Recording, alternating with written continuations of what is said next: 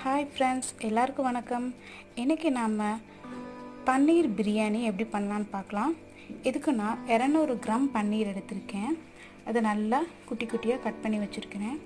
அப்புறம் ஒரு பெரிய வெங்காயத்தை நீல வாக்கில் நறுக்கி வச்சுருக்கேன். ஒரு பெரிய தக்காளியை இந்த மாதிரி குட்டி குட்டியாக கட் பண்ணி வச்சுருக்கேன். 1.5 ஸ்பூன் இஞ்சி பூண்டு விழுது, 4 பச்சை மிளகாயை இந்த மாதிரி நீல வாக்கில் கட் பண்ணி வச்சுருக்கேன். இன்றைக்கி நான் குக்கரில் பண்ணலை, இந்த மாதிரி ஒரு பாத்திரத்தில் பண்ண போகிறேன்.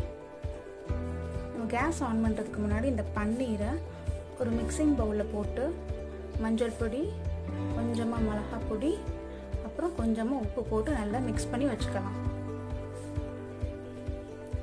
200 கிராம் பன்னீர் எடுத்திருக்கேன். அதை மிக்சிங் பவுலில் போட்டுக்கலாம். போட்டு கொஞ்சமாக மஞ்சள் பொடி, கொஞ்சமாக மிளகாய் பொடி,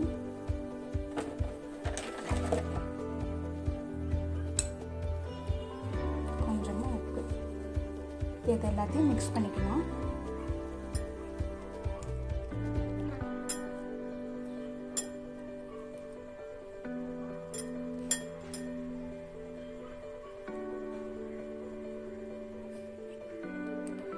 இந்த மாதிரி மிக்ஸ் பண்ணி ஓரமாக எடுத்து வச்சிடலாம். சட்டி சூடானதும் ஒரு 2 டீஸ்பூன் கடலெண்ணெய் ஊற்றிருக்கேன்.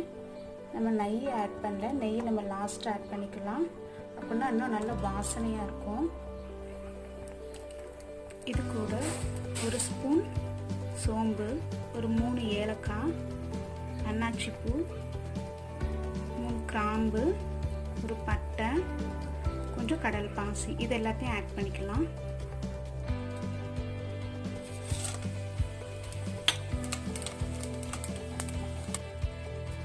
இது கூட நம்ம நீளமாக ஆட் பண்ணி வச்சுட்டு வெங்காயத்தை ஆட் பண்ணிக்கலாம்.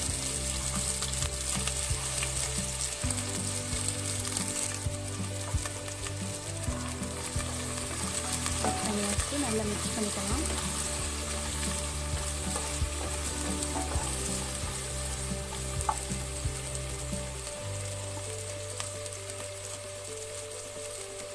ஒரு 3 பச்சை மிளகாய் நீளமாக கட் பண்ணி வச்சுருக்கேன், அதையும் ஆட் பண்ணிக்கலாம்.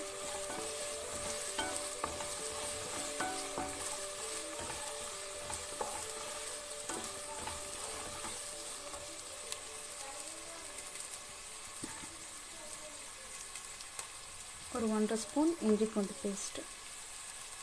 இப்போ இது எல்லாத்தையும் நல்லா பச்சை வாசனை போகிற வரைக்கும் நல்லா ஃப்ரை பண்ணிக்கலாம். அப்படின்னா தான் பிரியாணி நல்லா டேஸ்ட்டாக இருக்குங்க.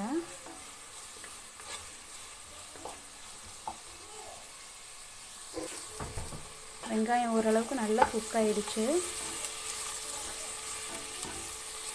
இது கூட இப்போ நம்ம கட் பண்ணி வச்சுருக்கிற தக்காளியை ஆட் பண்ணிக்கலாம்.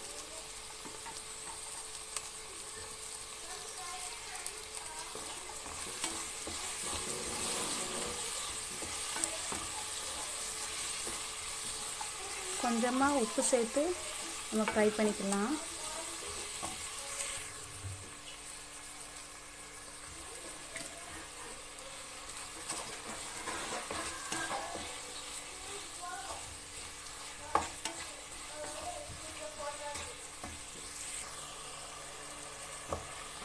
வெங்காயம் தக்காளி நல்லா குக் ஆகிடுச்சு. இப்போ இது கூட மசாலா ஆட் பண்ணிக்கலாம்.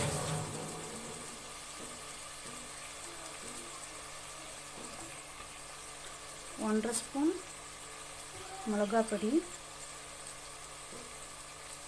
1 ஸ்பூன் கொத்தமல்லி பொடி,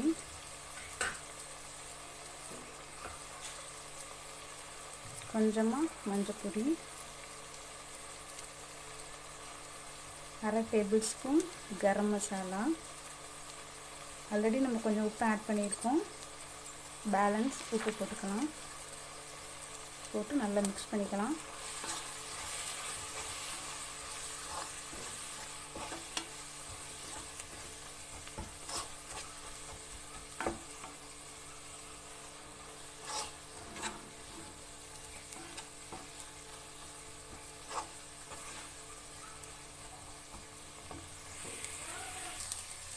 இப்போ இது கூட ஒரு ஸ்பூன் தயிர் ஆட் பண்ணிக்கலாம். அப்புறம் நல்லா மிக்ஸ் பண்ணிக்கலாம்.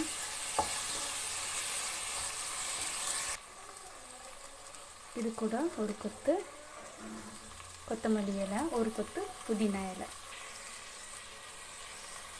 போட்டு நல்லா மிக்ஸ் பண்ணிக்கலாம்.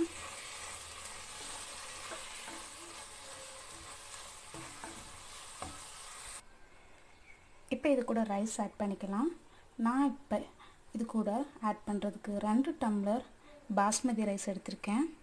நல்லா வாஷ் பண்ணி ½ அன் ஹவர் ஊற வச்சுருக்கேன். நான் வந்து குக்கரில் பண்ணலை.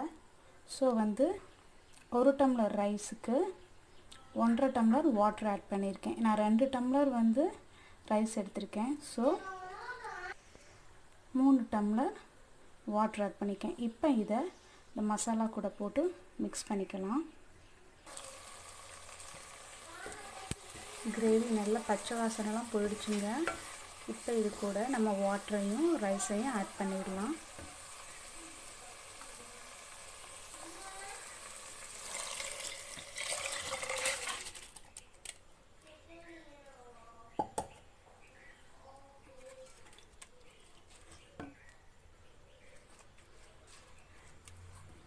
நல்லா மிக்ஸ் பண்ணிக்கலாம்.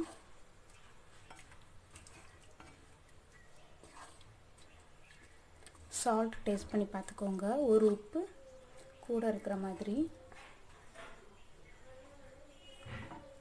இப்போ இதுக்கு மேலே நம்ம கட் பண்ணி மசாலா போட்டு மிக்ஸ் பண்ணி வச்சதுக்கு பன்னீரை ஆட் பண்ணிக்கலாம்.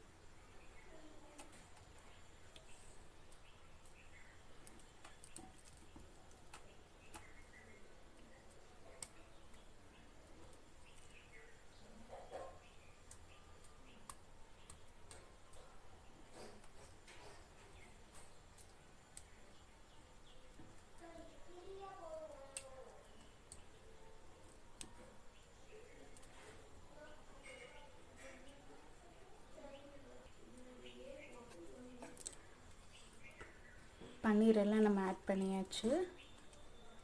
இப்போ இதை சிம்மில் வச்சாலும் ஓகே, இல்லை கொஞ்சம் மீடியம் ஃப்ளேமில் வச்சுருந்தாலும் ஓகே. ஒரு லிட்டு போட்டு க்ளோஸ் பண்ணி வச்சிடலாம்.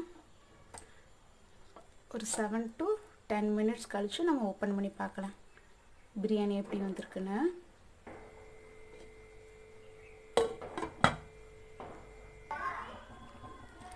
பார்க்கலாம் இப்போ எப்படி இருக்குன்னு பிரியாணி. பாருங்க, சூப்பராக வந்திருக்கு. இப்போ நம்ம கேஸ் ஆஃப் பண்ணிடலாம்.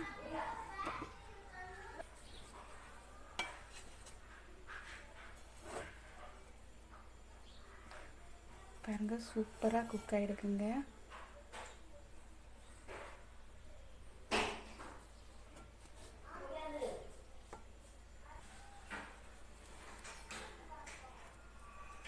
பாருங்க, ஒன்றுக்கு ஒன்று ஒட்டாமல் பிரியாணி சூப்பராக வந்திருக்கு.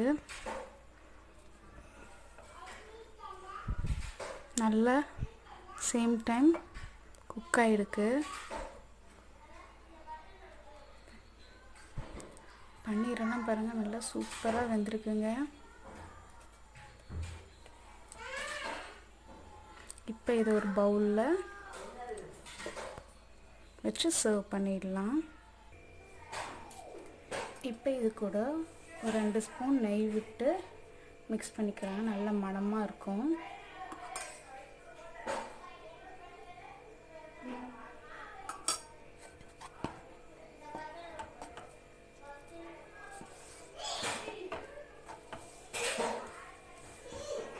எவ்வளோ சூப்பராக இருக்குங்க.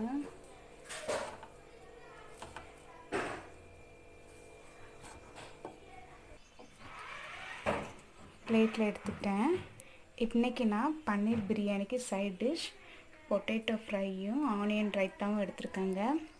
ரொம்ப சூப்பராக இருக்குது. டேஸ்ட் பண்ணி பார்த்தேன். நீங்களும் கண்டிப்பாக இந்த ரெசிபியை டேஸ்ட் பண்ணி பாருங்கள். உங்களுக்கு இந்த ரெசிபி பிடிச்சிருந்துன்னா மறக்காமல் லைக் பண்ணுங்கள், ஷேர் பண்ணுங்கள், கமெண்ட் பண்ணுங்கள், கண்டிப்பாக சப்ஸ்கிரைப் பண்ணுங்கள். தேங்க்யூ.